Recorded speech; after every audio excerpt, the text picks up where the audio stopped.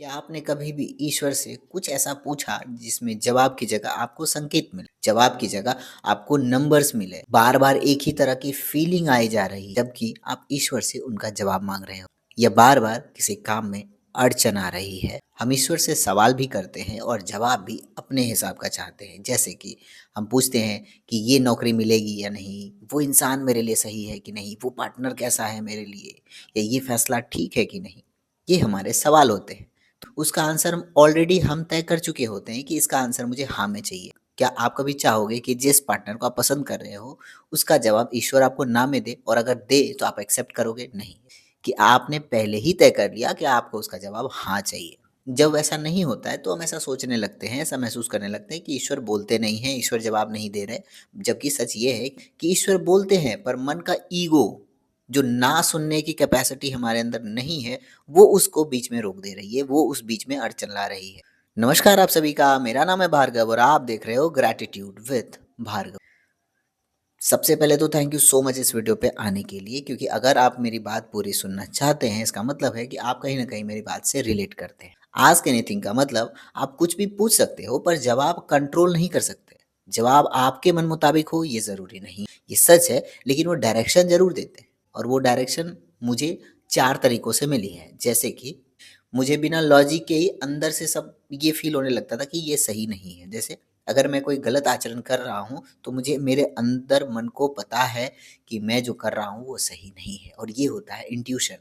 दूसरा, मेरी gut feeling मन का अचानक से बेचैन हो जाना। जैसे कि यदि मैं कुछ सोच रहा हूँ, बिना कारण बेचैन हो जाऊँगा, बिना कारण शांत हो जाऊँगा। ये चीज़ें गट फीलिंग होती है कि आपको उस भाव से, उस बात से, उस सिचुएशन से कहीं न कहीं अंदर एक बेचैनी या अंदर एक शांति महसूस हो रही है। अगर बेचैनी है, तो आप सही-गलत समझ सकते हो। अगर शांति महसूस हो रही है, तो भी आपको सही-गलत का परख हो जाता है। तीसरा जो मैंने बहुत अपने अंदर नोटिस किया था, वो था सिंक्रोनिसिटी, यानी कि बार-बार एक ही बात का सुनना। अगर मैं कोई बिज़नेस स्टार्टअप करने वाला हूँ, तो आस-पास के लोग भी बिज़नेस स्टार्टअप कर रहे हैं, ऐसा सुनाई देने लगना।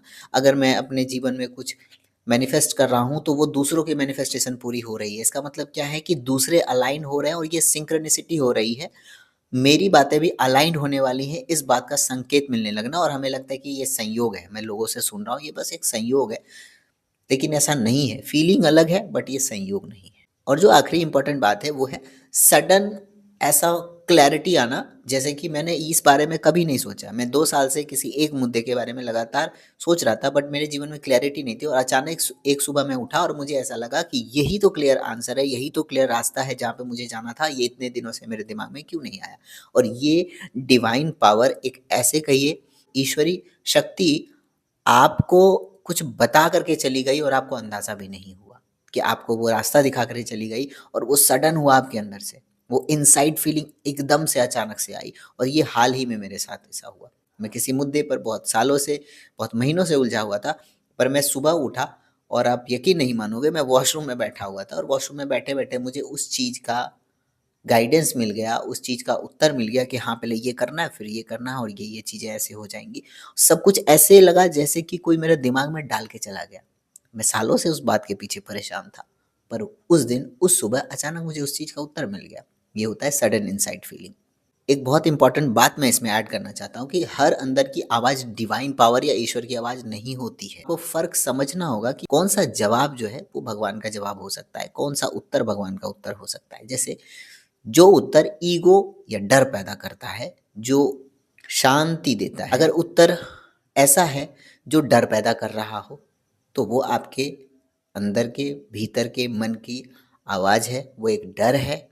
हर अंदर की आवाज़ डिवाइन आवाज़ नहीं होती है या ईश्वरी शक्ति की आवाज़ नहीं होती है।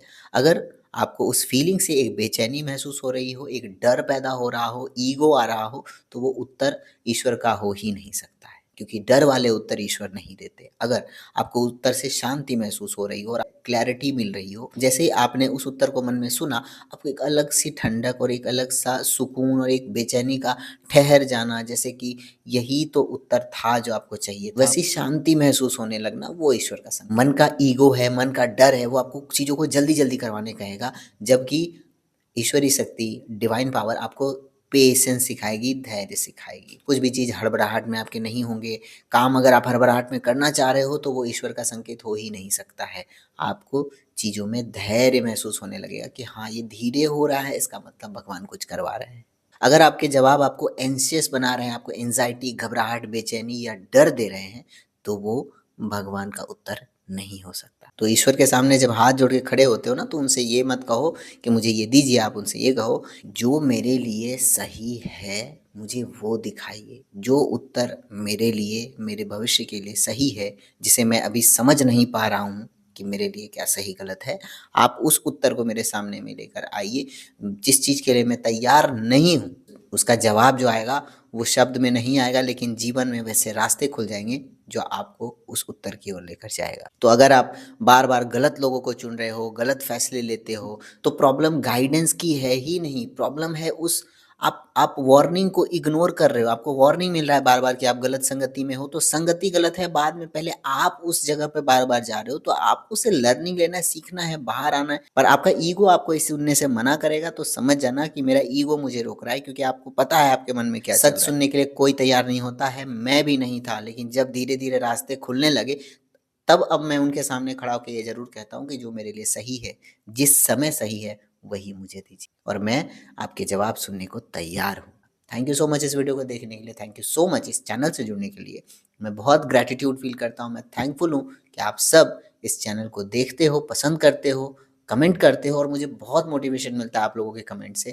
Thank you, God bless you, universe will bless you, Mahadev, माँ Kali will bless you, I bless you. Thank you, thank you, thank you.